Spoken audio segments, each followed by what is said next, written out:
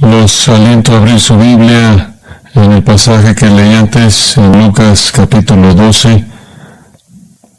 Conforme busco al Señor y busco su voluntad y plan en sermones, no necesariamente sé qué va a traer la planeación semana tras semana, pero Él sabe, y el Señor sabe que este pasaje era para este día en sus propósitos. Lecciones de la muerte de Jesús. No creo que en mi vida he oído la palabra mortal tantas veces como lo he oído en los últimos 5 meses. Este es el único tiempo en mi vida en la que escuchas las estadísticas, no de deportes, sino de muertes diariamente, y admito que todos debemos admitir que la vida es una enfermedad mortal para todos. Cada año 60 millones de personas mueren en el mundo, 3 millones cada año mueren en nuestro propio país. Y todos van a vivir para siempre, o en el cielo o en el infierno. La diferencia es su relación con el Señor Jesucristo. ¿Es su Salvador o es su juez? La percepción popular del Señor Jesús es que Él es una figura que debe ser definida por amor y paz. Ciertamente eso es verdad. Eso es verdad para aquellos que creen en Él, para aquellos que se arrepienten de sus pecados y lo reconocen como Señor y Salvador. Habrá amor y paz y gozo eternos. Pero ese no es el panorama completo. ¿Qué hay acerca de aquellos que lo rechazan? Este es el mensaje más importante que el mundo jamás escuchará. La iglesia es el centro de proclamación para este mensaje de salvación. En el versículo 51 de Lucas 12, Jesús le hizo una pregunta a la multitud, es una multitud grande. Si usted va al comienzo del capítulo 12, versículo 1, dice que miles de personas, literalmente la palabra ahí significa 10,000, decenas de miles de personas estaban escuchándolo. Él les dice en el versículo 51, ¿pensáis que he venido para dar paz en la tierra? ¿Eso es lo que piensan? Después de todo, eso es lo que los judíos pensaban. Isaías lo llamó el príncipe de paz. Zacarías, el sacerdote quien fue el padre de Juan el Bautista, dijo que cuando el Mesías viniera, Él nos llevaría al camino de la paz. Jesús le dijo a sus seguidores en el aposento alto, la noche de su traición, la noche antes de su muerte, mi paz os dejo. Él de hecho declaró que Él iba a traer al mundo un reino espiritual de paz, Romanos 14, y un día un reino terrenal real de paz. Todo es verdad. Dios es un Dios de amor. Cristo es la expresión de ese amor. De tal manera amó Dios al mundo que ha dado a su Hijo para comprar nuestra salvación. Jesús amó a los suyos que estaban en el mundo al máximo. Él es la fuente de amor, Él es la fuente de paz. Pero esa no es la historia completa. De regreso al versículo 51. ¿Pensáis que he venido para dar paz en la tierra? Os digo no, sino disensión. Una palabra fuerte, por cierto, en griego significa una separación hostil. No solo una división simple, sino una separación hostil. De hecho, en Mateo 10:34, Mateo dice que Él la llamó una espada, una macaira, la cual era un arma que era usada por un soldado. Y ¿Cuál es la naturaleza de esta división? Versículo 52. Porque de aquí en adelante 5 en una familia estarán divididos, 3 contra 2 y 2 contra 3. Estará dividido el padre contra el hijo, y el hijo contra el padre, la madre contra la hija, y la hija contra la madre, la suegra contra su nuera, y la nuera contra su suegra. Y será hostil. Nuestro Señor inmediatamente acude al lugar en donde están las relaciones más íntimas, inquebrantables, más fuertes. Y Él dice, he venido para crear hostilidad en donde de manera natural hay afecto y amor, intimidad. Él vino para ser un divisor. Jesús es un divisor, Él divide a todo el mundo. Como dije hace un momento, el Señor está hablando a lo largo de esta sección entera, comenzando en el capítulo 12, versículo 1, a una multitud enorme. Y Él les ha dicho muchas cosas. Él les ha dicho que le den la espalda a los falsos maestros dominantes que los están guiando al infierno. Él les ha dicho que teman a Dios. Él les ha dicho que lo confiesen a Él como Señor y Mesías. Él les ha dicho que encomienden sus vidas al Espíritu Santo de Dios. Él les ha dicho que rechacen las cosas materiales y el engaño del mundo. Él les está diciendo que vengan a Él para salvación. Y Él presenta estos llamados con un gran sentido de urgencia. Si usted regresa al versículo 40 del capítulo 12, dice, vosotros pues también estad preparados, porque a la hora que no penséis, el Hijo del Hombre vendrá. El juicio está en el horizonte. Él describe ese juicio en el versículo 49 con estas palabras: fuego vine a echar en la tierra. Juan el Bautista, básicamente para presentar a Jesús siendo Juan su precursor, dijo lo mismo en su ministerio, allá atrás en Lucas 3. Juan dijo, versículo 16, yo la verdad os bautizo en agua, pero viene uno más poderoso que yo,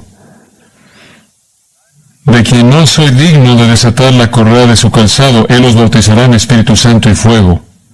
Su aventador está en su mano y limpiará su era, y recogerá el trigo en su granero, y quemará la paja en fuego que nunca se apagará. Ese fue el mensaje del precursor de Jesús. Él viene para echar fuego en la tierra. En Juan 3, Juan 9:39 más bien, Él dijo, para juicio he venido al mundo.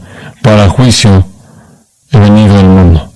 En el 5º capítulo de Juan, en el versículo 22, Él dice, porque ni siquiera el Padre juzga a nadie, sino ha dado todo juicio al Hijo, para que todos honren al Hijo como honran al Padre. El que no honra al Hijo, no honra al Padre que le envió. De cierto os digo, el que oye mi palabra y cree en el que me envió, tiene vida eterna y no vendrá condenación, mas ha pasado de muerte a vida. La diferencia entre el juicio y la vida es lo que usted hace con Jesucristo. Él o será el salvador de usted o su juez final. Hay una afirmación sorprendente en el versículo 49. Jesús dice, fuego viene a echar en la tierra, ¿y qué quiero si ya se ha encendido? Eso podría sacudirlo a usted, porque la idea de la mayoría de la gente es que Jesús es algún tipo de persona amorosa, sentimental, pacífica y nada más. Pero aquí Él dice, yo quiero que el fuego ya hubiera comenzado. Él desearía que ya hubiera encendido el fuego final de juicio. Es un comentario sorprendente. Jesús anhela el juicio. Él quiere que venga el juicio. Si esto le parece extraño para su entendimiento de Dios, entonces no entiende que Dios es un Dios de justicia y santidad y rectitud, e ira y venganza. Podría parecer extraño para los incrédulos que esto está tan lejos de su percepción de Jesús como podría estarlo. Sin embargo, su santidad anhela juicio. ¿Por qué? Para traer un fin al pecado y a los pecadores, porque han invadido su presencia, su universo santo, como caídos. Y es generación tras generación de pecado y pecadores. Él anhela que todo termine. Para Jesús hubo un deseo por santidad, de justicia plena, de rectitud plena, pureza absoluta. Esa será la realidad en el infierno eterno. Nos sorprendería si Jesús no tuviera ese deseo. ¿Cuánto pecado puede un Dios santo tolerar? ¿Cuántas generaciones pasan? Y Él tiene que enfrentar la blasfemia en contra de Él. Él debería desear que el fuego ya hubiera comenzado y hubiera ya venido el fin para el pecado. Pero vea el siguiente versículo. Pero versículo 50. De un bautismo tengo que ser bautizado. Otra afirmación increíble. ¿De un bautismo tengo que ser bautizado? ¿De qué está hablando? Él no está hablando de nada que involucre agua. El verbo significa una inmersión. Tengo que ser hundido en las profundidades. ¿De qué está hablando esto? Está hablando de su experiencia de un juicio divino. En Isaías 53, es increíble capítulo que ve a la cruz. Palabras conocidas para todos nosotros vienen comenzando en el versículo 4. Ciertamente llevó nuestras enfermedades y sufrió nuestros dolores, y nosotros le tuvimos por azotado, por herido de Dios y abatido, mas el herido fue por nuestras rebeliones, molido por nuestros pecados. El castigo de nuestra paz fue sobre él, y por su llaga fuimos nosotros curados. Todos nosotros nos descarriamos como ovejas, cada cual se apartó por su camino, mas Jehová cargó en él el pecado de todos nosotros. Él era el cordero llevado al matadero. Él, dice Isaías, fue el que fue matado por la transgresión de su pueblo, a quien se le debía dar el golpe mortal. Su bautismo consistía en llevar en su cuerpo la ira de Dios por los pecados de su pueblo. Él fue el que no conoció pecado. Por nosotros le hizo pecado, para que fuésemos hechos justicia de Dios en él. Él se volvió una maldición por nosotros, para llevar nuestro castigo. En la cruz, Jesús sufrió la furia plena de Dios por todos los pecados de toda la gente que creía a lo largo de la historia humana, y absorbió esa ira en 3 horas de oscuridad. Ese fue el bautismo que tenía que pasar, y debido a eso, versículo 50 dice, y cómo me angustio hasta que se cumpla.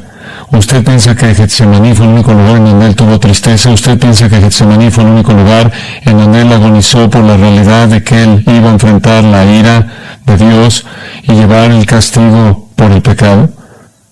Él vivió en un tipo de Getsemaní perpetuo porque él sabía lo que estaba por venir. Lo angustió. Esa palabra es traducida en otros lugares en el Nuevo Testamento. Se apoderó de él, o ser cautivado por el temor. Esa es la razón por la que cuando finalmente llegó a Getsemaní, las horas antes que él tenía que sufrir la ira de Dios, él dijo, Padre, si es posible, pase de mí esta copa.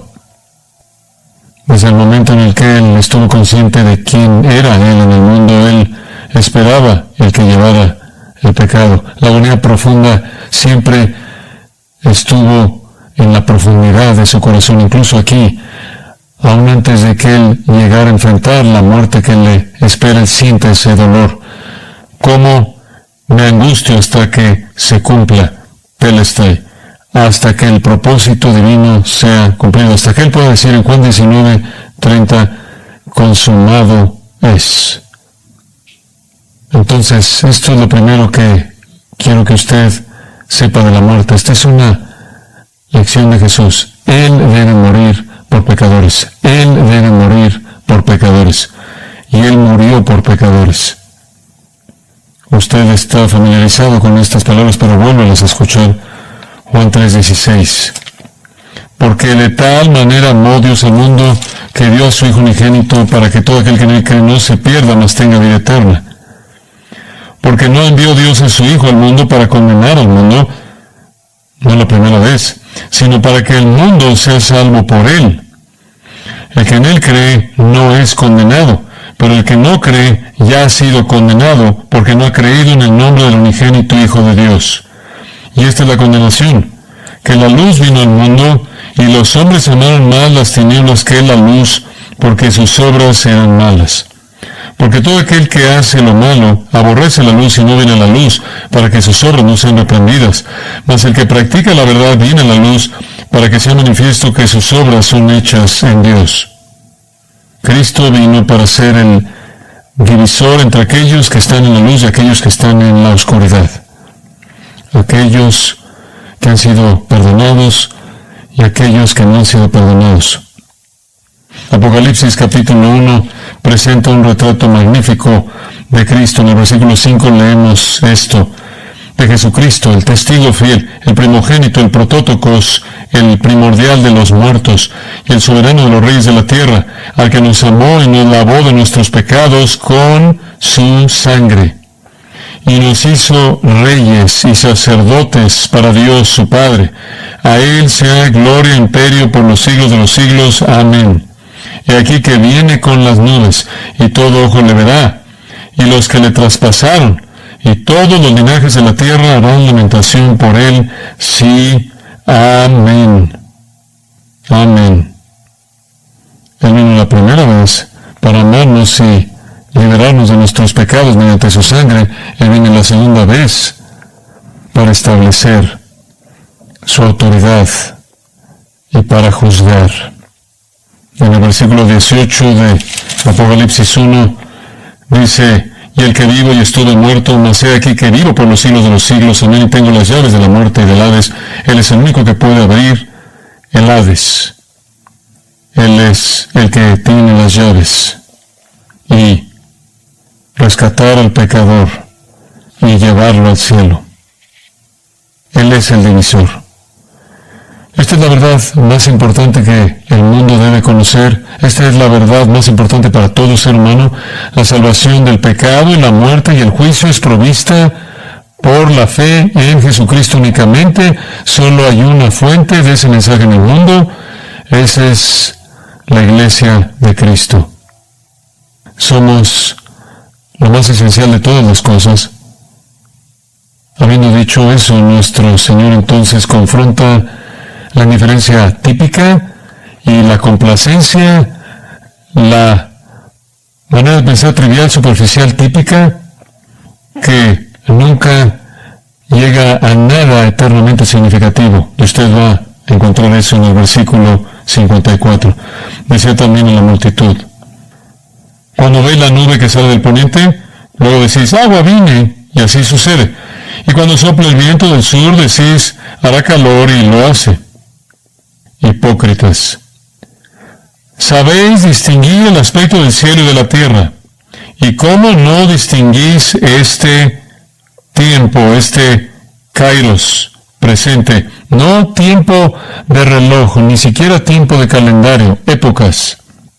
Realmente, básicamente, ustedes son capaces de identificar el clima, predecirlo si ven una nube o se sienten el viento. En otras palabras, tienen ciertas percepciones terrenales, mundanas. Pasan todo su tiempo analizando lo que es mundano, lo que es pasajero, pero no saben qué tiempo es en la historia redentora. Exactamente qué tiempo es. El Señor estuvo en Galilea, en Nazaret, allá atrás en Lucas 4, y él entró a la sinagoga, en donde él había crecido.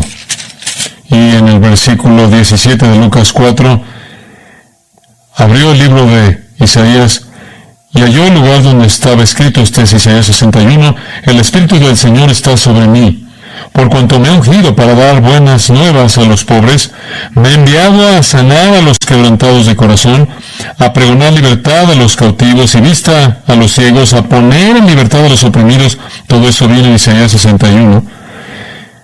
Me ha enviado a predicar el Evangelio, las buenas nuevas de salvación, a aquellos que reconocen que están en bancarrota espiritual, que reconocen que son cautivos al pecado, que reconocen que son ciegos a la realidad espiritual y que están bajo la opresión del diablo. Él vino a predicarles las buenas nuevas. Y después en el versículo 19, lenguaje que viene, que es tan importante, a predicar el año agradable del Señor. La gente judía a la que Jesús le estaba hablando debería haber conocido mucho más que el clima, deberían haber sabido que estaban en ese año agradable del Señor que había sido esperado por tanto tiempo. Ellos deberían haber conocido mucho más que el clima, ellos deberían haber sabido que estaban en ese año agradable del Señor que se había esperado por tanto tiempo, cuando el Señor los iba a bañar con ese mayor de todos los favores que podía darles al hacer que viniera ese Mesías tan esperado. ¡Qué inicios fueron! El Mesías vino, él probó quién era mediante palabras y milagros. El día de salvación había llegado, el Salvador estaba ahí en medio de ellos. Ellos pretendieron ser religiosos, eruditos del Antiguo Testamento, los líderes de los ignorantes. Y lo único que pueden hacer es analizar cosas superficiales, cosas terrenales, cosas temporales. Marcos capítulo 6 dice que se asombró ante su incredulidad. Él expulsó la enfermedad de la tierra de Israel. Él resucitó a los muertos, sanó a los enfermos, día tras día tras día. Las palabras que salieron de su boca, nadie jamás la habían oído. Nunca habían oído un hombre hablar como este hombre. Su virtud fue mostrada. Deberían haber sabido, porque el Mesías nacería en Belén, y ahí nació. Y todas las profecías de cómo sería el Mesías habrían sido muy evidentes en él. Ellos podían identificar el clima.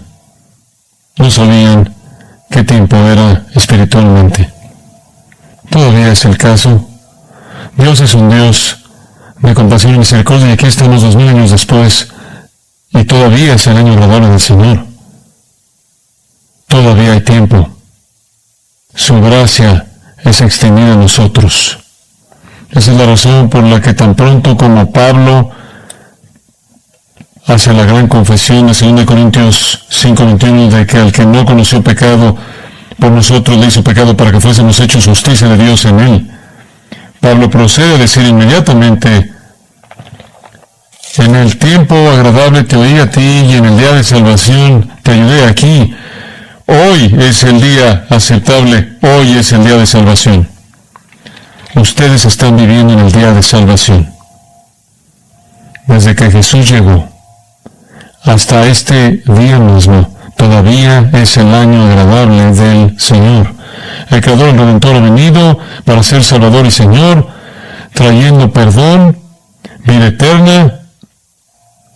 Él es el camino, la verdad y la vida. No hay salvación en ningún otro fuera de Él. Esta es la temporada de la gracia. Por cierto, ese pasaje de Lucas 4 que le leí, tomado de Isaías 61, dejó afuera otra parte de Isaías 61. Es el año agradable del Señor para Isaías y el día de la venganza de nuestro Dios. Isaías está diciendo que cuando el Mesías venga será el día agradable y después habrá un día de venganza. Todavía estamos en el día agradable. Entonces, la primera lección acerca de la muerte por parte de Jesús: Él vino, Él murió para proveer este día agradable de salvación. Todavía está abierto. Las puertas del cielo todavía están abiertas. La puerta angosta todavía está abierta. La venganza de nuestro Dios todavía no ha caído. A la luz de esa realidad de su propia muerte, el Señor nos da 3 ilustraciones vívidas. Observa el versículo 57. Aquí está la primera. Y vamos a aprender 3 lecciones. ¿Y por qué no juzgáis por vosotros mismos lo que es justo? Cuando vayas al magistrado con tu adversario, procura en el camino arreglarte con él. No sea que te arrastre al juez, y el juez te entregue al alguacil, y el alguacil te mete en la cárcel. Te digo que no saldrás de allí hasta que hayas pagado aún la última blanca. Aquí está la primera lección. Usted va camino al juicio, usted va a estar delante del juez. Bien haría usted en arreglarse con él antes de que llegue ahí. Esa es la lección. ¿Y por qué no juzgáis por vosotros mismos lo que es justo? ¿Por qué no ven lo que realmente es justo, recto? Lo que es más necesario es que traten con el asunto de lo que es correcto. Allá atrás en el comienzo del capítulo 12, nuestro Señor comenzó este sermón al decir en el versículo 2 que no hay nada encubierto que no haya de descubrirse, ni oculto que no haya de saberse. Por tanto, todo lo que habéis dicho en tinieblas a la luz se oirá, y lo que habéis hablado al oído en los aposentos se proclamará en las azoteas. Mas os digo, amigos míos, no temáis a los que matan el cuerpo, y después nada más pueden hacer. Pero os enseñaré a quién debéis temer. Temed a aquel que después de haber quitado la vida, tiene poder de echar en el infierno. Sí, os digo, a este temed. Teman al juez eterno. Teman al Dios eterno. Han violado su ley y su santidad. Más vale que vean el asunto de la justicia, porque está establecido para los hombres, dice Hebreos 9, que mueren una sola vez y después de esto el juicio. Van camino al juicio. La historia humana no va a terminar en ningún tipo de desastre ambiental. El spray de pelo no lo va a destruir. La historia humana va a terminar cuando el juez diga es el momento de la corte final. Haga un esfuerzo por arreglarse con él antes de que llegue ahí. Este todavía es el día agradable del Señor. Usted va a enfrentar el juicio y va a ser demasiado tarde en ese entonces. Pero usted puede arreglarse ahora. Y usted se arregla al abrazar la provisión que Él ha hecho para el perdón mediante la persona y obra del Señor Jesucristo. De otra manera, usted va a terminar pagando para siempre por sus propios pecados. Y nunca podrá estar mejor de cuando usted llegó al infierno. Su maldad perpetua y eterna hará que el castigo sea igual de perpetuo y eterno. Hay una segunda lección. Y la segunda lección viene en el capítulo 13, versículos 1 al 5. La lección es esta. No piense que debido a que usted ha sobrevivido en la vida, que usted se ha ganado el favor de Dios. En este mismo tiempo estaban allí algunos que le contaban acerca de los galileos, cuya sangre Pilato había mezclado con los sacrificios de ellos. Pilato fue el 5º procurador romano. Él estuvo en Jerusalén de alrededor del 26 después de Cristo hasta el 36 después de Cristo, incluyendo, claro, el ministerio y la muerte de nuestro Señor. Hay mucha historia interesante y sorprendente de Pilato. Este es un incidente del que no tenemos realmente registro, pero aparentemente algunos galileos vinieron al templo de Galilea, personas judías, y estaban ofreciendo sus sacrificios. Es muy probable que era una Pascua, porque ahí es cuando la gente venía y traía sus propios sacrificios. Y por alguna razón Pilato entró al lugar en donde estaban ofreciendo sus sacrificios con sus soldados y los mató. Mató a los galileos y mezcló su sangre con la sangre de sus sacrificios. Ese fue un incidente horrendo. Estas son personas que estaban adorando. Estas son personas devotas. Están en la Pascua. Estaban haciendo exactamente lo que el Antiguo Testamento prescribió que ellos hicieran. Y mientras que están haciendo aquello que deberían estar haciendo, una calamidad ocurre y literalmente son rebanados y matados. Bueno, había una especie de noción judía común que consistía en que si algo así le pasaba a usted, una calamidad le pasaba a usted o incluso una enfermedad le pasaba a usted, eso significaba que usted era una persona mala. ¿Usted se acuerda de esos amigos que no leen nada de Job? Tratando de explicar por qué Job estaba teniendo tantos problemas, y Elifaz en el capítulo 4, versículo 7, expresa esta noción. ¿Quién pereció siendo inocente? La gente muere porque Dios los mata, porque son personas malas. Elifaz dice, ¿sabes? ¿Cuándo fueron los rectos destruidos? Job, la razón por la que estás viviendo tanto sufrimiento y todo esto te ha pasado es porque eres malo. Bildad, otro amigo inútil, unos cuantos capítulos después, le dice a Job, aquí, Dios no va a rechazar un hombre de integridad, y Él no va a apoyar a un malhechor.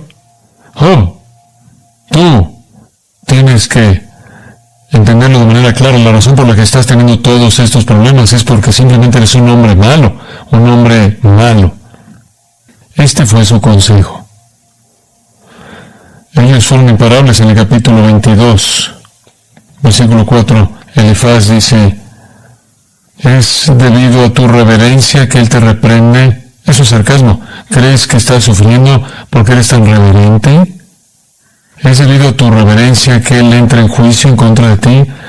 Por cierto, tu malicia es grande y tus maldades no tienen fin, porque sacaste prenda a tus hermanos sin causa, y despojaste de sus ropas a los desnudos, no diste de beber agua al cansado, y detuviste el pan al hambriento. Pero el hombre pudiente tuvo la tierra, y habitó en ella el distinguido. A las viudas enviaste vacías, y los brazos de los huérfanos fueron quebrados. Por tanto hay lazos alrededor de ti, y te turba espanto repentino. Sabes, Job, no te conocemos muy bien. Tú eres un hombre malo.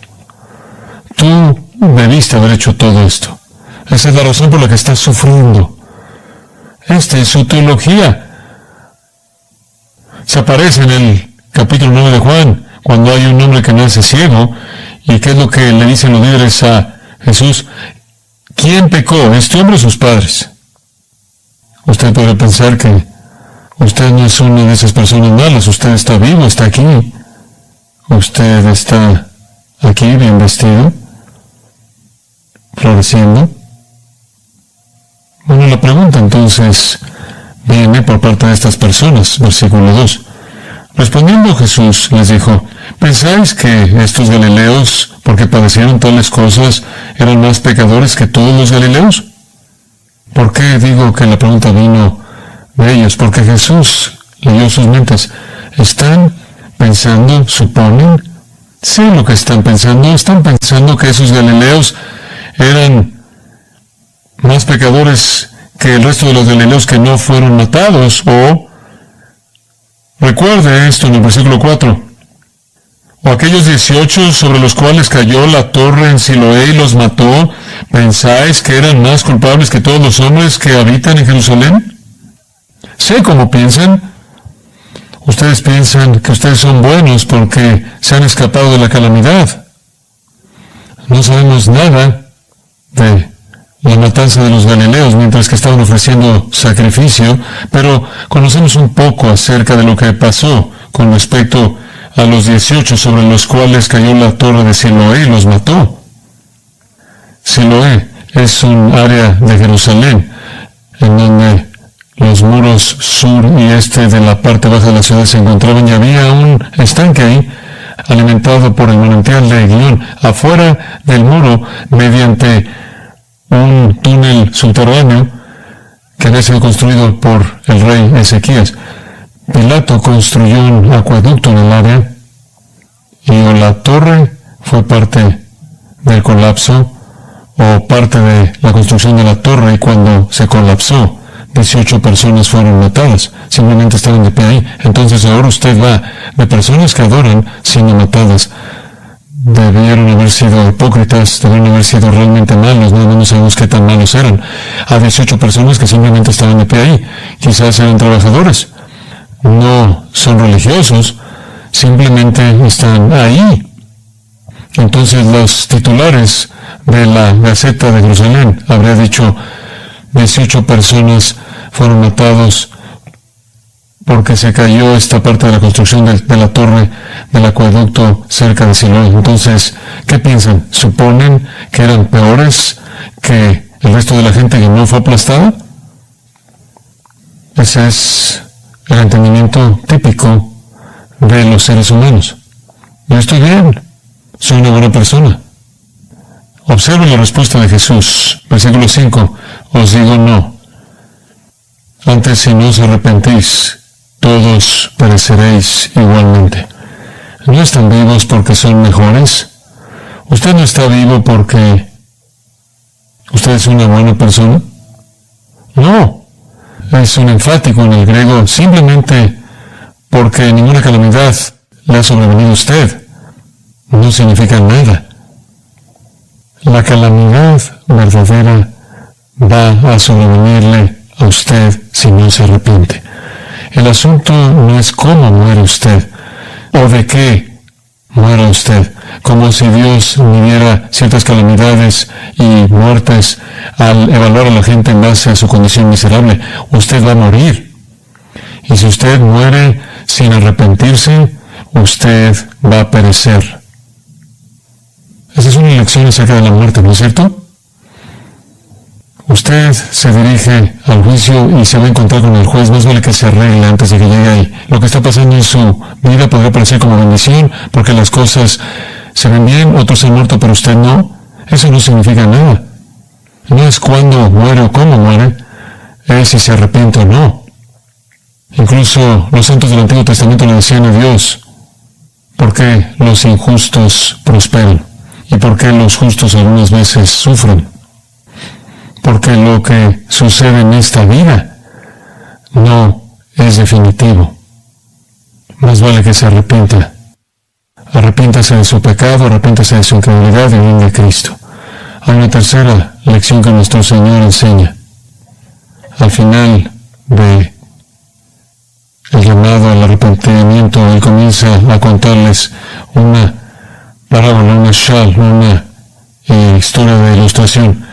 Tenía un hombre una higuera plantada en su viña, y vino a buscar fruto en ella y no lo halló. Y dijo al viñador: he aquí hace 3 años que vengo a buscar fruto en esta higuera y no lo hallo. Córtala. ¿Para qué inutiliza también la tierra? Él entonces respondiendo le dijo: Señor, déjala todavía este año, hasta que yo cabe alrededor de ella y la abone. Y si diere fruto, bien, y si no, la cortarás después. Aquí está la tercera lección. Usted está viviendo con tiempo prestado. Usted está viviendo con tiempo prestado. Este es el año agradable del Señor. El regalo más universal de la gracia común de Dios es el tiempo. El tiempo para arrepentirse, el tiempo para creer. Dios es paciente. Dios es paciente. Usted está viviendo en el tiempo de su paciencia. No puedo resistir el Salmo 103, uno de mis salmos favoritos, simplemente para ver un par de porciones ahí. Bendice, alma mía, a Jehová, y bendiga todo mi ser su santo nombre. Bendice, alma mía, a Jehová, y no olvides ninguno de sus beneficios. Él es quien perdona todas tus iniquidades, el que sana todas tus dolencias, el que rescata del hoyo tu vida, el que te corona de favores y misericordias, el que sacia de bien tu boca, de modo que te rejuvenezcas como el águila. Jehová es el que hace justicia y derecho a todos los que padecen violencia. Sus caminos notificó a Moisés, y a los hijos de Israel sus obras. Misericordioso y clemente es Jehová, lento para la ira, y grande en misericordia. No contenderá para siempre, ni para siempre guardará el enojo. no ha hecho con nosotros conforme a nuestras iniquidades, ni nos ha pagado conforme a nuestros pecados, porque como la altura de los cielos sobre la tierra, engrandeció su misericordia sobre los que le temen. Cuanto está lejos el oriente del occidente, hizo alejar de nosotros nuestras rebeliones. Como el Padre se compadece de los hijos, se compadece Jehová de los que le temen. Dios es compasivo, misericordioso, lleno de gracia, paciente. ¿Pero qué le dice la historia? Bueno, la higuera habla de una realidad solitaria. Podrá ser que Israel esté involucrado aquí, no estoy seguro de que lo está, pero más allá de eso, habla a toda persona. Cuando Dios viene a buscar fruto, evidencia de salvación, fruto de justicia, y no encuentra nada, podría ser tiempo de decir, córtalo, porque usa el suelo, y después alguien viene e interviene. Déjalo, Señor, para este año, hasta que cabe alrededor y lo abone, y si diere fruto el año que entra bien, y si no, córtalo. Esto nos indica que a Dios se le puede apelar en base a su compasión para retrasar el juicio. Usted está viviendo con tiempo prestado. Todo ser humano está viviendo con tiempo prestado. Usted no sabe cuándo se acabe ese tiempo. Me acuerdo el 11 de septiembre. Sucedió en un martes y unos cuantos días después estaba en CNN con Larry King y él me dijo, ¿cuál es la lección del 11 de septiembre? Yo le dije, la lección del 11 de septiembre es que no sabes cuándo vas a morir. Esa es la lección. Esa es la lección.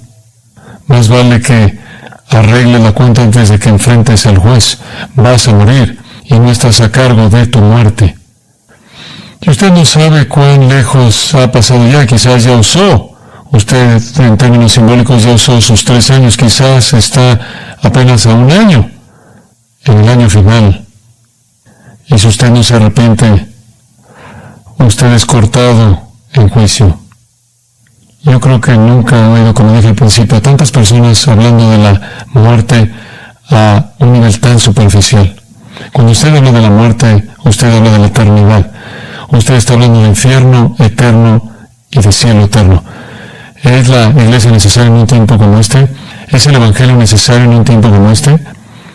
No necesitamos ser quien la iglesia es en el mundo y estar de pie y declarar la verdad del evangelio que rescata a los hombres de el juicio final y eterno. Nunca ha habido un tiempo cuando el mundo no necesitaba el mensaje de la iglesia verdadera. Tengo que decir iglesia verdadera. Odio pensar en eso, pero hay tantas formas falsas de la iglesia. Que cierren ellas. Este es el día de salvación y vamos a proclamar el evangelio glorioso que salva. Oremos. Padre nuestro, sabemos que nos has diseñado para un tiempo como este. Pensamos en los himnos que cantamos, que fueron escritos en medio de tiempos de sufrimiento horrendos y de muerte, y los santos siempre estaban juntos para cantar tus alabanzas y proclamar tu evangelio. Conforme la gente a su alrededor estaba muriendo, estamos agradecidos porque no es un tiempo tan severo. No es una guerra en la que millones mueren. No es una plaga en la que millones mueren. Pero millones están muriendo, 60 millones este año. Tú nos has dicho que vayamos a todo el mundo y predicamos el evangelio, y has dicho todo aquel que crea va a recibir vida eterna. Pero ¿cómo creerán a menos de que tengan un predicador? Porque la fe viene por el oír la palabra de Cristo. Entonces que la iglesia se ponga de pie y se levante para ser la iglesia, y que proclame el evangelio glorioso de Jesucristo en esta época agradable, favorable en la historia redentora, y que tú, Señor, en tu gracia extiendas ese tiempo prestado un poco más para congregar más para tu reino glorioso. Te agradecemos